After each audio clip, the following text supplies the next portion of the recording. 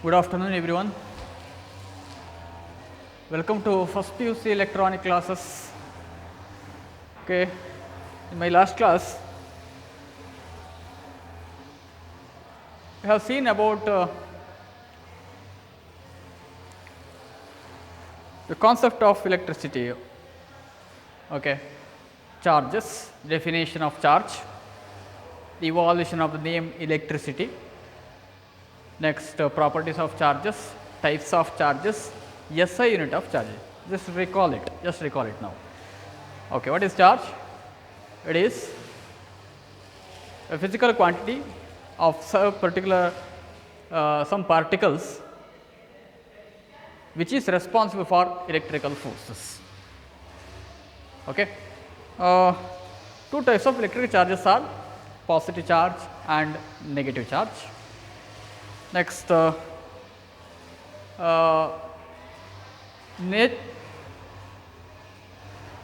properties of charges. First one, like charges repel each other, unlike charges attract each other. Second property,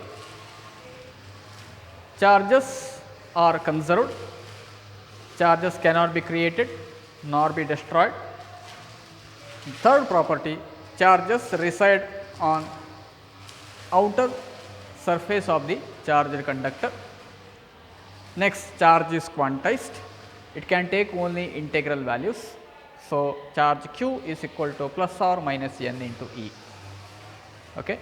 Next, the charge on single electron is minus 1.60218 in 10 to the power minus 19 coulomb. Okay. SI unit of charge is coulomb. Okay.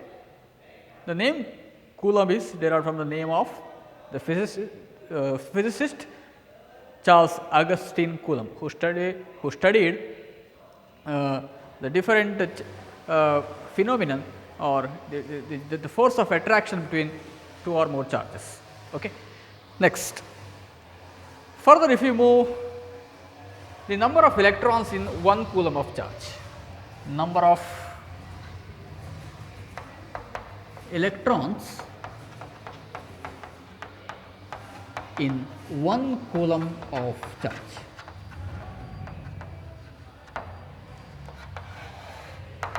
One coulomb of charge ಅಲ್ಲಿ ಇರುವಂಥ electrons ಎಷ್ಟು?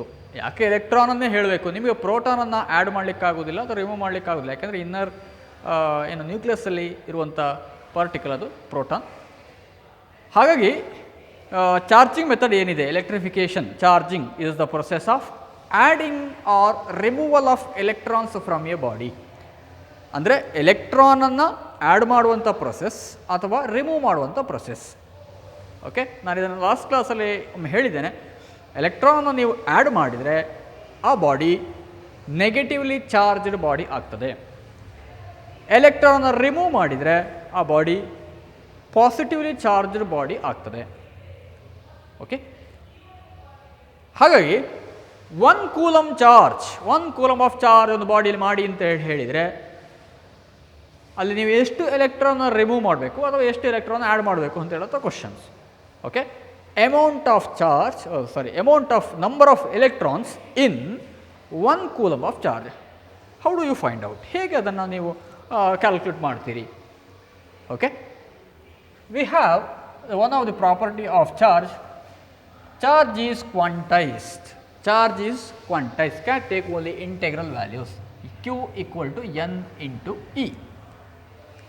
Okay, where Q is amount of charge. Q is amount of charge.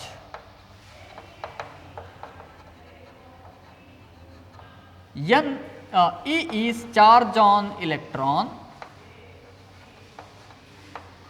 Charge on electron, that is 1.60218 into 10 to the power minus 19 coulomb, and N can take 1, 2, 3 etc. Next, number of electrons. What is the number of electrons in 1 coulomb of charge? If Q equal to 1, If Q equal to 1 coulomb, what is N? What is N? That you have to calculate. ನೀವು N ಅನ್ನು calculate ಮಾಡಿ. N ಅಂದ್ರೆ ಏನು? Number of electrons. Number of electrons. Okay, where N is the 1 2 3 etcetera ಅಂದರೆ ಎಷ್ಟು electron, 1 electron 2 electron 3 electron ಹೇಳುವಂಥ ಒಂದು number ಅದು ಅಷ್ಟೇ. ಸೊ ಈ ವ್ಯಾಲ್ಯೂ ನಮಗೆ ಗೊತ್ತಿದೆ, ನಾನು ಪುನಃ ಬರೀಬೇಕಾದ ಅವಶ್ಯಕತೆ ಇಲ್ಲ. Therefore N is equal to, N ಅನ್ನು ನೀವು ಕ್ಯಾಲ್ಕುಲೇಟ್ ಮಾಡೋದು ಹೇಗೆ? N ಅನ್ನು ಹೀಗೆ ಉಳಿಸಿಕೊಂಡು Q ಅನ್ನು ಡಿವೈಡ್ ಮಾಡಬೇಕು, ಇ ಇಂದ ಡಿವೈಡ್ ಮಾಡಬೇಕು, Q divided by E. Okay, ಈ ವ್ಯಾಲ್ಯೂ ಆ್ಯಕ್ಚುಲಿ -1.602180 ಕೂಲಮ್. ಬಟ್ ನಮಗೆ ನಂಬರ್ ಕ್ಯಾಲ್ಕುಲೇಟ್ ಮಾಡಬೇಕಿದ್ರೆ ನೆಗೆಟಿವ್ ನಂಬರ್ ಅಂತೇಳಿ ಇಲ್ಲ, ನ್ಯಾಚುರಲ್ ನಂಬರ್ಸ್ ಎಲ್ಲವೂ ಕೂಡ ಪಾಸಿಟಿವ್. ಹಾಗಾಗಿ ನಾನು ಅದನ್ನು ಮೈನಸನ್ನು neglect ಮಾಡಿಬಿಡ್ತೇನೆ. N is equal to Q ಎಷ್ಟು 1 coulomb divided by charge on single electron is 1.60218 into 10 to the power minus 19. Okay, how much? This is equal to 1 divided 60218. ನಿಮ್ಮ ಕ್ಯಾಲ್ಕುಲೇಟರಲ್ಲಿ ನೋಡ್ಬೋದು ನೀವು, ಇಷ್ಟು ದೊಡ್ಡ ನಂಬರನ್ನು ನೀವು ನಿಮ್ಮಷ್ಟಕ್ಕೆ ನೀವು ಕ್ಯಾಲ್ಕುಲೇಟ್ ಮಾಡಲಿಕ್ಕಾಗೋದಿಲ್ಲ. The final answer will be 6.25 into 10 to the power of 18 electrons. 18 electrons. Okay, 6.25 into 10 to the power 18 electrons ಅಂದರೆ ಒಂದು ಬಾಡಿಯನ್ನು 1 ಕೂಲಂಬ್ ಆಫ್ ಚಾರ್ಜ್ ಮಾಡಬೇಕಿದ್ರೆ, 1 ಕೂಲಂಬ್ ಚಾರ್ಜ್ ಮಾಡಬೇಕಿದ್ರೆ, for example positive charge body ಮಾಡಬೇಕಿದ್ರೆ, ಇದೊಂದು ಬಾಡಿ, ಇದರಲ್ಲಿ +1 ಕೂಲಂಬ್ ಚಾರ್ಜ್ ಮಾಡಬೇಕು ಅಂತಿದ್ರೆ ಏನು ಮಾಡಬೇಕು? ಪಾಸಿಟಿವ್ ಚಾರ್ಜ್ ಬಾಡಿ ಮಾಡಬೇಕಿದ್ರೆ ಅಲ್ಲಿರುವಂಥ ಎಲೆಕ್ಟ್ರಾನನ್ನು ರಿಮೂವ್ ಮಾಡಬೇಕು, ಎಲೆಕ್ಟ್ರಾನನ್ನು ರಿಮೂವ್ ಮಾಡಬೇಕು. ಓಕೆ, ಎಷ್ಟು ಎಲೆಕ್ಟ್ರಾನ್ ರಿಮೂವ್ ಮಾಡಬೇಕು? 1 ಕೂಲಂಬ್ ಆಫ್ ಚಾರ್ಜ್ ಮಾಡಬೇಕಿದ್ರೆ ಈ ಬಾಡಿಯಲ್ಲಿ ಇರುವಂಥ ಅಂದರೆ ಸರ್ಫೇಸಲ್ಲಿರುವಂಥ 6.25 into 10 to the power of 18. Imagine ಮಾಡಿ, 6.25 into 10 to the power of 1 ಅಂದರೆ ಎಷ್ಟು? 62.5 ಆಯಿತು. 625 into 10 to the power 16 ಅಂತ ಹೇಳಿದರೆ, 625 into 10 to the power 16 ಅಂತ ಹೇಳಿದರೆ ಎಷ್ಟು ಅಮೌಂಟ್? 625 ಬರೋದು, ಅದರ ಮುಂದೆ 16 zeros ಹಾಕಿದರೆ ಒಂದಿಷ್ಟು ದೊಡ್ಡ ನಂಬರ್ ಬರ್ತದೆ. ಅಷ್ಟು ಎಲೆಕ್ಟ್ರಾನನ್ನು ನೀವು ಈ ಬಾಡಿಯಿಂದ ರಿಮೂವ್ ಮಾಡಿದರೆ ಈ ಬಾಡಿಯಲ್ಲಿರುವಂಥ ಚಾರ್ಜ್ ಎಷ್ಟಾಯಿತು ಅಂತ ಕೇಳಿದರೆ 1 coulomb. Okay, similarly if you charge this body to -1 coulomb, what you have to do? You have to add 6.25 into 10 to the power of 18 electrons to this body. ಅರ್ಥ ಆಯ್ತಾ? ಸೊ ಈ number ನೆನಪಿಟ್ಟುಕೊಳ್ಬೇಕಾದ ನೀವು, 1 coulomb of charge contains 6.25 into 10 to the power of 18 electrons. Okay, so coulomb is a very huge number. Coulomb is a very huge number, but a bigger number. It's a bigger quantity. Okay, 6.25 into 10 to the power 18 electrons. ಅದು add ಮಾಡ್ಬೋದು, ಇರ್ಬೋದು remove ಮಾಡ್ಬೋದು. Accordingly we can say it is a +1 coulomb or -1 coulomb. If you add electron it will be -1 coulomb. If you remove that much of electrons it becomes +1 coulomb. Okay, so number of electrons in 1 coulomb of charge we can calculate using the property of quantization. Charge is quantized. From that we have Q equal to N into E. Q is the amount of charge, E is charge on single electron, that is 1.60218 into 10 to the power minus 19 coulomb. N is equal to 1 2 3 etc. Next, to calculate charge on single 1 coulomb of charge, electrons, number of electrons in 1 coulomb of charge, Q equal to 1 coulomb. And what is N? What is the amount of number of electrons required? That is N. N is equal to how much? We have rearranged the equation as N is equal to Q by E. Just substituting the values, equal to 1 divided by E, 1.60218 into 10 to the power minus 19, equal to After calculation, you will get 6.25 10 to the power of plus 18 electrons. Understood? Okay, hope you can understand the concept. ಮಕ್ಕಳೇ, ಸಬ್ಜೆಕ್ಟನ್ನು ಟಾಪಿಕ್ಸನ್ನು ನೀವು ಅರ್ಥ ಮಾಡಿಕೊಳ್ಬೇಕು. ನಾನು ಹೇಳಿದ್ದನ್ನು 4 ಸಲ ಹೇಳ್ಬೋದು, 5 ಸಲ ಹೇಳ್ಬೋದು. ರಿಪೀಟ್ ಮಾಡಿದರಲ್ಲಿ ನಿಮಗೆ ಅದು ಬೈ ಹಾರ್ಟ್ ಅಂತ ಅನ್ನಿಸಬಾರ್ದು. ಯಾವುದನ್ನು ಕೂಡ ನೀವು ಅರ್ಥ ಮಾಡಿಕೊಂಡ್ರೆ, ಅದನ್ನು ಸ್ಟಡಿ ಮಾಡೋದ್ರಲ್ಲಿ ನಿಮಗೆ ಅರ್ಥ ಮಾಡಿಕೊಂಡು ಓದಿದರೆ ನಿಮಗೆ ಒಳ್ಳೆ ಮಾರ್ಕ್ಸು ಬರ್ಬೋದು, ಪ್ಲಸ್ ನಿಮ್ಮ ನಾಲೆಜ್ ಕೂಡ ಆಟೋಮೆಟಿಕಲಿ ಇಂಪ್ರೂವ್ ಆಗ್ತಾ ಹೋಗ್ತದೆ. Okay, next concept is electric current. Electric current, current ಅಂದರೆ ಏನು? ಇಲೆಕ್ಟ್ರಿಕ್ ಕರೆಂಟ್, ಕರೆಂಟ್ ಅಂದರೆ ಏನು?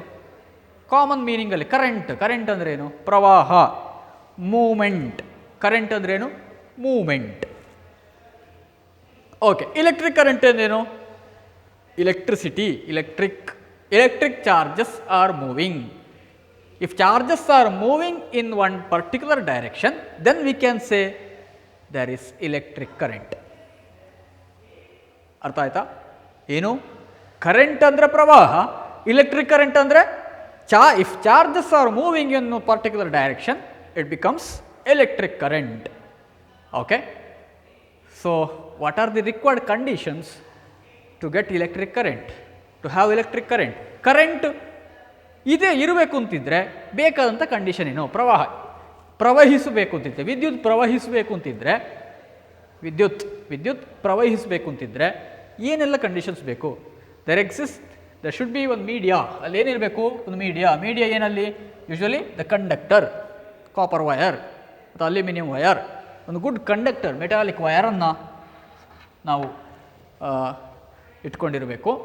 ಸುಮ್ಮನೆ ನೀವು ವಯರನ್ನು ಹಿಡ್ಕೊಂಡು ಕರೆಂಟ್ ಹೋಗಲಿ ಅಂತ ಹೇಳಿದರೆ ನೀವು ಚಾರ್ಜಸನ್ನು ಸುಮ್ಮನೆ ಹೀಗೆ ಅದನ್ನು ದೂಡಲಿಕ್ಕೆ ಆಗೋದಿಲ್ಲ, ಅದನ್ನು ಪುಷ್ ಮಾಡಲಿಕ್ಕೆ ಆಗೋದಿಲ್ಲ. ಸುಮ್ಮನೆ ಚಾರ್ಜನ್ನು ಹೋಗು ಅಂತ ಹೇಳಿದರೆ ಹೋಗೋದಿಲ್ಲ. So in order to move this charge, you have to apply potential difference. ಅಲ್ಲಿ ಏನು ಕನೆಕ್ಟ್ ಮಾಡಬೇಕು? a source of potential difference. You have to connect a source of potential difference. Just connect it to a battery. Potential difference, ಇಲ್ಲಿ potential difference ಇರಬೇಕು. ಅಂದರೆ positive ಮತ್ತು negative terminal ನೀವು connect ಮಾಡಬೇಕು. Connect ಮಾಡಿದರೆ ಅಲ್ಲಿ ಪೊಟೆನ್ಷಿಯಲ್ ಡಿಫರೆನ್ಸ್ ಕ್ರಿಯೇಟ್ ಆಗ್ತದೆ. Okay, same condition ಯಾವ ಕರೆಂಟ್ ಫ್ಲೋ ಆಗ್ತದೆ ಅಂತ ಹೇಳಿದರೆ ಪೊಟೆನ್ಷಿಯಲ್ ಡಿಫರೆನ್ಸ್ ಇದ್ದರೆ. ಇದನ್ನು ನಾವು ಇನ್ನೊಂದು ರೀತಿಯಲ್ಲಿ ನೋಡಿದರೆ, ನಿಮಗೆ 2 ವಾಟರ್ ಟ್ಯಾಂಕನ್ನು ನಾನು ತಗೊಳ್ತೇನೆ, water tank 1, water tank 2. Okay, ಈ 2 ವಾಟರ್ ಟ್ಯಾಂಕನ್ನು ನಾನು ಮಿಡ್ಲಲ್ಲಿ ಹೀಗೆ ಇಂಟರ್ ಕನೆಕ್ಟ್ ಮಾಡ್ತಾನೆ ಇನ್ನೊಂದು ಪೈಪ್ ಹಿಡ್ಕೊಂಡು. Okay, this is water tank 1, water tank 2. Okay, ಈಗ if these 2 water tanks are fully empty, you can't imagine any current. Water current ಇದರ ಮೇಲೆ ಇಲ್ಲ. ಇಲ್ಲಿ ಕರೆಂಟ್ ಯಾವುದು? Water current. ಓಕೆ, ಈಗ if I fill this tank 1 with half of water, ಇದನ್ನು ಅರ್ಧದಷ್ಟು ನೀವು ನೀರನ್ನು ತುಂಬಿಸಿದರೆ, ಓಕೆ, ಈಗ ಏನಾಗ್ಬೋದು? ಆ್ಯಂಡ್ ದ T2 ಈಸ್ ಎಂಟಿ. ಇದನ್ನು ಅರ್ಧದಷ್ಟು ಫಿಲ್ ಮಾಡ್ತೀರಿ, ವಾಟರ್ ಟ್ಯಾಂಕ್ 2 ಖಾಲಿ ಇರ್ತದೆ, ಎಂಟಿ ಆಗಿರ್ತದೆ. ಈಗ ಏನಾಗ್ತದೆ? ನ್ಯಾಚುರಲ್ ಆಗಿ ನೀವು ಅದನ್ನು ಅಬ್ಸರ್ವ್ ಮಾಡಿ ನೋಡಿರ್ಬೋದು. ಏನಂತ ಹೇಳಿದ್ರೆ, the water from the tank 1 is move to the second tank. ಅಂದರೆ ಇಲ್ಲಿ ಇರುವಂಥ ವಾಟರ್ ಲೆವೆಲ್ ಕಡಿಮೆ ಆಗ್ತಾ ಹೋಗ್ತದೆ, ಇಲ್ಲಿ ವಾಟರ್ ಲೆವೆಲ್ ಇನ್ಕ್ರೀಸ್ ಆಗ್ತಾ ಹೋಗ್ತದೆ. ಅಂದರೆ ಅಂಡರ್ ದಿ ಪೈಪಲ್ಲಿ ಏನೋ ವಾಟರ್ ಮೂವ್ ಆಗಲಿಕ್ಕೆ ಸ್ಟಾರ್ಟ್ ಆಗ್ತದೆ. ಓಕೆ, ಎಲ್ಲಿವರೆಗೆ ಮೂವ್ ಆಗ್ತದೆ ಅಂತ ಕೇಳಿದರೆ, until the levels on the both tanks is equal. The water level on each tank is equal. ಅಂದರೆ 2 ವಾಟರ್ ಟ್ಯಾಂಕಲ್ಲಿರುವಂಥ ವಾಟರ್ ಲೆವೆಲ್ ಈಕ್ವಲ್ ಆಗುವಲ್ಲಿವರೆಗೆ ಅಲ್ಲಿ ವಾಟರ್ ಕರೆಂಟ್ ಇದೆ, ಆ ಪೈಪಲ್ಲಿ ವಾಟರ್ ಪಾಸ್ ಆಗ್ತಾ ಹೋಗ್ತದೆ. ಓಕೆ, ಇದರಲ್ಲಿ ಲೆವೆಲ್ ಕಡಿಮೆ ಆಗಿದ್ದಲ್ಲಿ ಮೇಲೆ ಹೋಗೋದಿಲ್ಲ. ಓಕೆ, ಸೊ ಬಿಫೋರ್ ಕಂಡೀಷನ್ ಹೇಗಿತ್ತು? ಮೊದಲ ಕಂಡೀಷನ್ ಹೇಗಿತ್ತು? ಇದು ವಾಟರ್ ಕರೆಂಟ್ ಸ್ಟಾರ್ಟ್ ಆಗೋ ಮೊದಲು ಇದರಲ್ಲಿ ಫುಲ್ ಅಥವಾ ಇದರಲ್ಲಿ 50%, ಹಾಫ್, ಇದರಲ್ಲಿ ನೋ, ಏನಿಲ್ಲ, ಎಂಟಿ. ಅಂದರೆ ಅಲ್ಲಿ ಪೊಟೆನ್ಷಿಯಲ್ ಡಿಫರೆನ್ಸ್ ಇದೆ. ಇಲ್ಲಿ ಹೆಚ್ಚು ಎನರ್ಜಿ ಇರ್ತದೆ ಅದನ್ನು ಹೋಲ್ಡ್ ಮಾಡೋದು, ಇಲ್ಲಿ ಏನು ಎನರ್ಜಿ ಇಲ್ಲ, ಅಂದರೆ ಅದು ಪೊಟೆನ್ಷಿಯಲ್ ಡಿಫರೆನ್ಸ್. ಓಕೆ, ಎಲ್ಲಿವರೆಗೆ ಕಂಟಿನ್ಯೂ ಆಗ್ತದೆ ಅಂತ ಹೇಳಿದರೆ ಈ ವಾಟರ್ ಲೆವೆಲ್ ಇದರ ವಾಟರ್ ಲೆವೆಲ್ ಎರಡು ಈಕ್ವಲ್ ಆದರೆ ದ ವಾಟರ್ ಕರೆಂಟ್ ಸ್ಟಾಪ್ಸ್. ಅಲ್ಲಿರುವ ಕರೆಂಟ್ ಏನು ನೀರು ಹೋಗುವಂಥದ್ದು ಸ್ಟಾಪ್ ಆಗ್ತದೆ. ಇದು ಸಿಂಪಲ್ ಆಗಿ. ಅದನ್ನು ನೀವು ಇಲ್ಲಿ ಅರ್ಥ ಮಾಡಿಕೊಳ್ಳೋದು ಹೇಗೆ ಅಂತ ಹೇಳಿದರೆ, ಇಲ್ಲಿ ಒಂದು ಬ್ಯಾಟ್ರಿ ಕನೆಕ್ಟ್ ಮಾಡ್ತೀರಿ ನೀವು. ಬ್ಯಾಟ್ರಿಯಲ್ಲಿ ಏನಿದೆ, ಅಲ್ಲಿ ಎರಡು ಎಲೆಕ್ಟ್ರೋಡ್ಸ್ ಇದೆ, ಒಂದು ಪಾಸಿಟಿವ್, ಇನ್ನೊಂದು ನೆಗೆಟಿವ್. ಓಕೆ, ಆ್ಯಕ್ಚುಲಿ ಪಾಸಿಟಿವ್ ಅಂತ ಹೇಳೋದು ಅದು ಆ್ಯಕ್ಚುಲಿ ಪಾಸಿಟಿವ್ಲಿ ಚಾರ್ಜ್ಡ್ ಅದು ಎಲೆಕ್ಟ್ರೋಡ್. ಅದು ಹೇಗೆ, ಡಿಫಿಷಿಯನ್ಸಿ ಆಫ್ ಎಲೆಕ್ಟ್ರಾನ್. ಇಲ್ಲಿಗೆ ಎಲೆಕ್ಟ್ರಾನ್ ಬೇಕು, ಕಡಿಮೆ ಇದೆ, ಅದು ನನಗೆ ಎಲೆಕ್ಟ್ರಾನ್ ಬೇಕು ಅಂತ ಹೇಳ್ತಾ ಇದೆ, ಹಾಗಾಗಿ ಪಾಸಿಟಿವ್. ಓಕೆ, ನೆಗೆಟಿವ್ ಟರ್ಮಿನಲ್ ಅಂತ ಅರ್ಥ ಏನು? This is an electrode which has excess number of electrons. Negatively charged body ಇದು, excess number of electrons. Okay, potential difference ಏನು? ಪೊಟೆನ್ಷಿಯಲ್ ಏನು? This terminal is having high potential, ಇದರ potential high, negative terminal has low potential. Okay, potential ಕಡಿಮೆ. ಅರ್ಥ ಆಯ್ತಾ? So ಇಲ್ಲಿ ಏನಾಗಬೇಕು ಅಂತ ಹೇಳಿದರೆ, ಈ ಎಲೆಕ್ಟ್ರಾನ್ಸ್ ಕರೆಂಟ್ ಇರಬೇಕು ಅಂತ, ಕರೆಂಟ್ ಆಗಬೇಕು ಅಂತಿದ್ರೆ ಇಲ್ಲಿ ಏನಾಗಬೇಕು, ಇದು ಫ್ಲೋ ಆಗಬೇಕು. ಫ್ಲೋ ಆಗೋದು ಯಾವಾಗ ಅಂತ ಹೇಳಿದರೆ, ಇದು ಹೈಯರ್ ಪೊಟೆನ್ಷಿಯಲ್, ಇದು lower potential region. Okay, but ಏನಾಗ್ತದೆ ಅಂತ ಹೇಳಿದರೆ, ಎಲೆಕ್ಟ್ರಾನ್ಸ್ ಹೇಗೆ ಮೂವ್ ಆಗ್ತದೆ? From negative terminal of the battery and crosses the conductor and reaches to positive terminal of the battery. Electrons ಹೇಗೆ ಮೂವ್ ಆಗ್ತದೆ? From negative terminal of the battery to positive terminal of the battery. These are the electrons. This is the movement of electrons. Electron movement.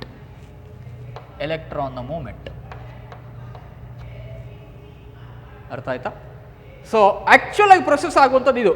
ಒಂದು battery connect ಮಾಡಿದೆ, negative ಟರ್ಮಿನಲಿಂದ electron move ಆಗಿ positive ಟರ್ಮಿನಲ್ಗೆ reach ಆಗ್ತದೆ. Okay, but the battery provides continuous potential difference, therefore the current continues. Okay, so now what is electric current? If the charge carriers are moving in one particular direction, then we can say there exists electric current. Current ಅಂತ ಹೇಳೋದು ಯಾವಾಗ ಅಂತ ಹೇಳಿದ್ರೆ, charges ಎಲ್ಲೆಂದರಲ್ಲೋ move ಆದರೆ ಅದು current ಅಲ್ಲ. Okay, charges ಒಟ್ಟಿಗೆ ಒಂದೇ ಕಡೆ ಮೂವ್ ಆದರೆ ಅದು current. Okay, so the electric current is due to the movement of electric charges. Okay, movement of electric charges ಅಂದರೆ electrons, movement of electrons. And how do you measure the strength of electric current? Strength of electric current. What is electric current and what is strength of electric current? Magnitude of electric current. ನೀವು usually ಹೇಳೋದು ಕೇಳ್ತೇವೆ, ಒಂದು current rating ಏನು? ಇದರಲ್ಲಿ ಏನು, ಒಂದು ಸರ್ಕ್ಯೂಟಲ್ಲಿ 1 ampere of current flows, ಒಂದು ಕಂಡಕ್ಟರಲ್ಲಿ 1 ಆಂಪಿಯರ್ ಕರೆಂಟ್ ಫ್ಲೋ ಆಗ್ತದೆ. 2 milli ampere of current flows, 2 milli ಆಂಪಿಯರ್ನಷ್ಟು ಕರೆಂಟ್ ಫ್ಲೋ ಆಗ್ತದೆ. ಅಂದರೆ ಇದರ ಅರ್ಥ ಏನು? ಯಾಕೆ ಈ ಕಾನ್ಸೆಪ್ಟ್ ಬಂತು? What is strength of milli ampere, ಇಷ್ಟು ಪರ್ಟಿಕ್ಯುಲರ್ ಆಂಪಿಯರ್ ಅಂತ ಹೇಳಿ ನೀವು ಹೇಳ್ತೀರಿ, ಅದು ಅದರ ಸ್ಟ್ರೆಂತ್, ಅದರ ಮ್ಯಾಗ್ನಿಟ್ಯೂಡ್, ಎಷ್ಟು ಕರೆಂಟ್ ಫ್ಲೋ ಆಗ್ತದೆ ಅಂತ ಹೇಳೋದಕ್ಕೆ. ಅರ್ಥ ಆಯಿತಾ? So what is the definition of strength of electric current? It is the rate of flow of charge. The rate of flow of charge. Okay, that is nothing but amount of charge flowing in a given time. Okay, so ಎಷ್ಟು amount of charge move ಆಗ್ತಾ ಇದೆ, ಎಷ್ಟು number of electrons move ಆಗ್ತಾ ಇದೆ effectively in one direction in a given time, in a particular duration of time. ಅರ್ಥ ಆಯ್ತಾ? Strength of electric current ಒಂದು particular ಟೈಮಲ್ಲಿ ಒಂದು ಕಂಡಕ್ಟರಲ್ಲಿ ಯಾವುದೇ ಒಂದು ಕ್ರಾಸ್ ಸೆಕ್ಷನ್ ಯಾವುದೇ ಒಂದು ಪಾಯಿಂಟಲ್ಲಿ, ಓಕೆ, ಈಗ ಇದೊಂದು ಕಂಡಕ್ಟರ್ ಅಂತ ಇಟ್ಕೊಳ್ಳಿ, ಇದು ಡಸ್ಟರ್, ಇದು ಆ್ಯಕ್ಚುಲಿ ಕಂಡಕ್ಟರ್ ಅಲ್ಲ, ಇದೇನು non conductor, insulator.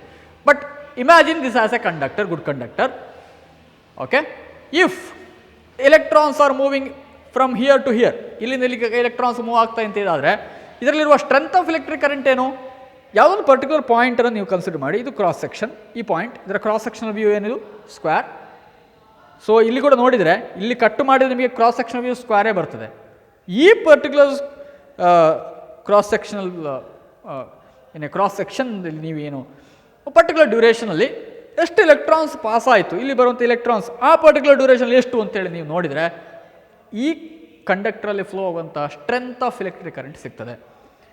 Okay, the definition is the rate of flow of charge, amount of charge flowing in a given time. Okay, I is the notation of strength of electric current. I is the notation for strength of electric current ಅನ್ನು ನಾವು I ಅಂತ ಬರೀತೇವೆ. It may be capital letter I or small letter I depending upon the nature of the signal, whether it is a DC or AC. Okay, if it is DC, we are using I, capital letter I. If it is an AC quantity, we have to use small letter I. That is the difference.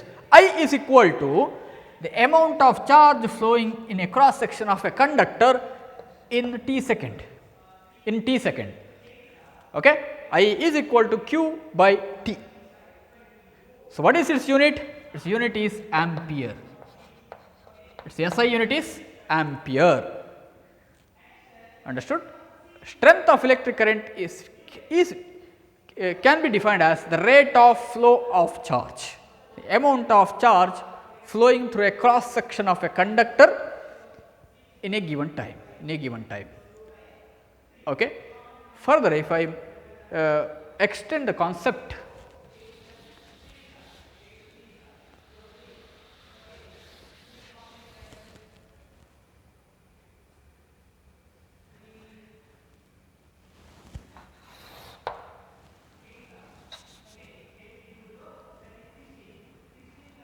a definition of 1 ampere. Definition of 1 ampere. How do you define 1 ampere? 1 ampere ಅನ್ನು ಹೇಗೆ define ಮಾಡ್ಬೋದು? Okay, ನಿಮಗೆ ಒಂದು formula ಇಲ್ಲಿ ಏನು ಇಲ್ಲಿ ಹಾಕಿದಂಥ formula I equal to Q by T, ಅದನ್ನೇ ತಗೊಳ್ಳೋದು. we have I equal to Q by T. 1 ampere ಆಗಿ I ಅನ್ನು 1 ಆಂಪಿಯರ್ ಮಾಡಬೇಕಿದ್ರೆ, I ಅನ್ನು ಇದು 1 ಆಗಬೇಕಿದ್ರೆ ನ್ಯೂಮರೇಟರ್ ಮತ್ತು ಡಿನಾಮಿನೇಟರ್ ಅದೆರಡನ್ನು ನೀವು ಅಡ್ಜಸ್ಟ್ ಮಾಡಿ 1 ಆಂಪಿಯರ್ ಮಾಡಬೇಕು. ಹೇಗೆ? Q ಅಂತ ಹೇಳಿ amount of charge, charge unit ಏನು? ಕೂಲಮ್. Q ಎಷ್ಟಾದರೆ ಅಲ್ಲಿ 1 ಆಂಪಿಯರ್ ಬರ್ಬೋದು. If Q equal to 1 coulomb and T equal to 1 second, ಟೈಮ್ನ SI ಯೂನಿಟ್ ಸೆಕೆಂಡ್, ಚಾರ್ಜಿನ SI ಯೂನಿಟ್ ಕೂಲಮ್. ಈಗ if Q equal to 1 coulomb, T equal to 1 second, then I is equal to 1 by 1 coulomb by 1 second equal to 1 ampere. Okay, current 1 ampere ಯಾವಾಗ ಆಗ್ತದೆ ಅಂತೇಳಿ ಹೇಳಿದರೆ ನೋಡಿಲಿ, amount of charge flow ಆಗೋದು ಎಷ್ಟು ಇರಬೇಕು? 1 coulomb. That means 6.25 into 10 to the power 18 electrons. 6.25 into 10 to the power 18 electrons. Q 1 coulomb ಅಂದರೆ 6.25 into 10 to the power 18 electrons. ಇಷ್ಟು ಅಮೌಂಟ್ ಆಫ್ ಎಲೆಕ್ಟ್ರಾನ್ ಈ ಕಂಡಕ್ಟರಲ್ಲಿ ಪಾಸ್ ಆಗಬೇಕೀಗ. ಎಷ್ಟು ಟೈಮ್ ಡ್ಯೂರೇಷನ್? ಎಷ್ಟು? 1 ಸೆಕೆಂಡಲ್ಲಿ. 1 ಸೆಕೆಂಡಲ್ಲಿ ನಾನು ಈ ಕ್ರಾಸ್ ಸೆಕ್ಷನನ್ನು ನಾನು ಕನ್ಸಿಡರ್ ಮಾಡಿದೆ. ಇಲ್ಲಿ 1 ಸೆಕೆಂಡಲ್ಲಿ ಸುಯಿ ಅಂತೇಳಿ ಎಷ್ಟು ಎಲೆಕ್ಟ್ರಾನ್ಸ್ ಹೋಗಬೇಕು? 6.25 into 10 to the power of 18 electron. ಅಷ್ಟು ಎಲೆಕ್ಟ್ರಾನ್ ಒಂದೇ ರೀತಿಯಲ್ಲಿ ಅಲ್ಲಿ ಫ್ಲೋ ಆದರೆ ಆವಾಗ ಈ ಕಂಡಕ್ಟರಲ್ಲಿ ಇರುವಂಥ strength of electric current 1 ampere. Imagine ಮಾಡಿ, ಒಂದಲ್ಲ, ಎರಡಲ್ಲ, 10 ಅಲ್ಲ, 100 ಅಲ್ಲ, 1000 ಅಲ್ಲ, ಎಷ್ಟೋ ಲಕ್ಷ ಮಿಲಿಯನ್ ಗಟ್ಟಲೆ, ಎಷ್ಟು? 6.25 into 10 to the power of 18 ಎಲೆಕ್ಟ್ರಾನ್ನಷ್ಟು ಅಷ್ಟು ಚಾರ್ಜ್ ಈ ಕ್ರಾಸ್ ಸೆಕ್ಷನಲ್ಲಿ 1 ಸೆಕೆಂಡಲ್ಲಿ ಮೂವ್ ಆದರೆ ಅಲ್ಲಿರುವಂಥ ಎಲೆಕ್ಟ್ರಿಕ್ ಕರೆಂಟ್ನ ಸ್ಟ್ರೆಂತ್ 1 ಆಂಪಿಯರ್. ಅರ್ಥ ಆಯ್ತಾ?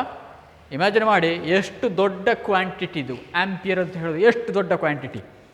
ಅಷ್ಟು ಚಾರ್ಜಸ್ಸು 1 ಸೆಕೆಂಡಲ್ಲಿ ಮೂವ್ ಆಗಬೇಕು ಅಂತಿದ್ರೆ ಅದರ ಜಸ್ಟ್ ಇಮ್ಯಾಜಿನ್ ಮಾಡಿ. ಒಂದು ಕಂಡಕ್ಟರನ್ನು ಇಮ್ಯಾಜಿನ್ ಮಾಡಿ. ಓಕೆ, ಒಂದು ಕಂಡಕ್ಟರನ್ನು ಇಮ್ಯಾಜಿನ್ ಮಾಡಿ. ನೀವು ನೋಡ್ತಾ ಇರುವಂಥ ಕಾಪರ್ ವೈರ್, ದೊಡ್ಡ ಕಾಪರ್ ವೈರ್ ಇದೆ, ಅದನ್ನು ಝೂಮ್ ಮಾಡಿ ನೋಡಿ, ದೊಡ್ಡ ಕಾಪರ್ ವೈರ್. ಓಕೆ, ಅದರ ಒಳಗಡೆ ನಿಂತು ನೋಡಿ, ನೀವು ದೊಡ್ಡ ವೈರ್ನ ಒಳಗಡೆ ಇದ್ದೀರಿ ನೀವು. ನಿಮಗೆ ಟೈಮನ್ನು ಆನ್ ಮಾಡಿ ನೋಡಿ. ಓಕೆ, ಟೈಮನ್ನು ಆನ್ ಮಾಡಿ. ಆವಾಗ ಅದರಲ್ಲಿರುವಂಥ ಒಂದು ಪಾಯಿಂಟನ್ನು ನೀವು ಇಮ್ಯಾಜಿನ್ ಮಾಡಿ. ಅಲ್ಲಿ ಇಮ್ಯಾಜಿನ್ ಮಾಡಿ 6.25 × 10⁻18 ಎಲೆಕ್ಟ್ರಾನ್ಸ್ 1 ಸೆಕೆಂಡಲ್ಲಿ ಮೂವ್ ಆಯಿತು ಅಂತಾದರೆ ಅದು ಹೇಗಿರ್ಬೋದು ಇಮ್ಯಾಜಿನ್ ಮಾಡಿ. ಅಷ್ಟು ಎಲೆಕ್ಟ್ರಿಕ್ ಕರೆಂಟ್, ಅದು 1 ಆ್ಯಂಪಿಯರ್ ಆಗ್ತದೆ. 1 ಆ್ಯಂಪಿಯರ್, ಅರ್ಥ ಆಯ್ತಾ? Okay, in electronic circuits, in semiconductor electronic circuits, we can't imagine such a huge amount of electric current. Okay, we are dealing with the small signals, small electric currents, 2 ampere, 2 milliamperes of current, microamperes, milliamperes. This much of range we can use, and if the current flows beyond that, if current ranges in amperes, several amperes, then your semiconductor device will be destroyed. ಆ ಕರೆಂಟನ್ನು ವಿಲ್ಸ್ಟ್ಯಾಂಡ್ ಮಾಡುವಂಥ capacity semiconductor ಸರ್ಕ್ಯೂಟ್ಸಿಗೆ ಇಲ್ಲ. For example transistors ಇರ್ಬೋದು, circuits ಇನ್ಯಾವುದು. Okay, so this is about electric current. Okay, in AC quantity we define electric current, strength of electric current like this: I, small letter I. Okay, if dq is the amount of charge, small change in charge flowing in a small time dt, then I is equal to dq by dt.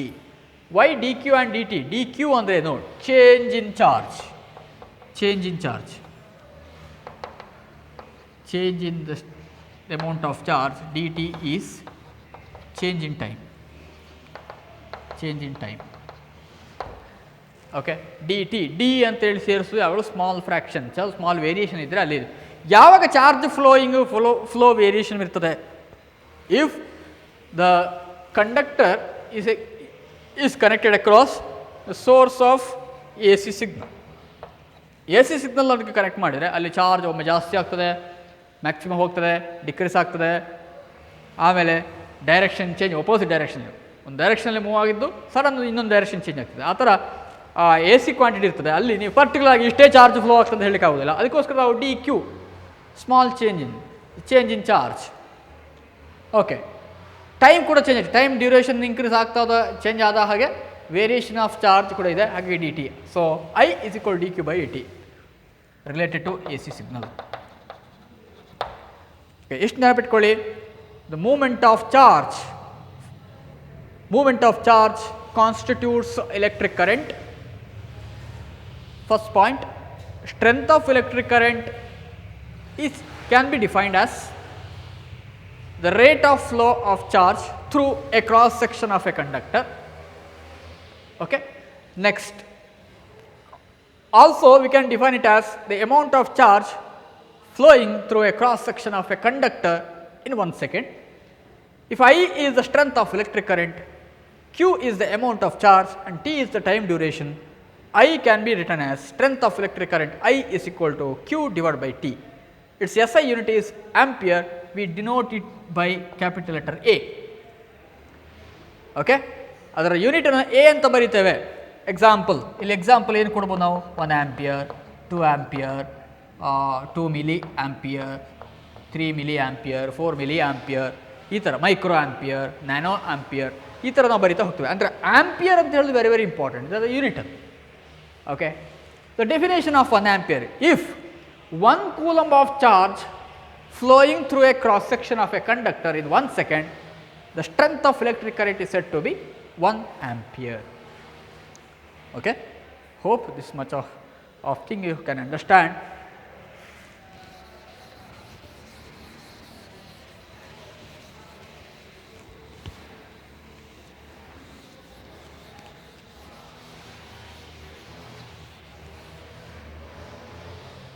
Thank you.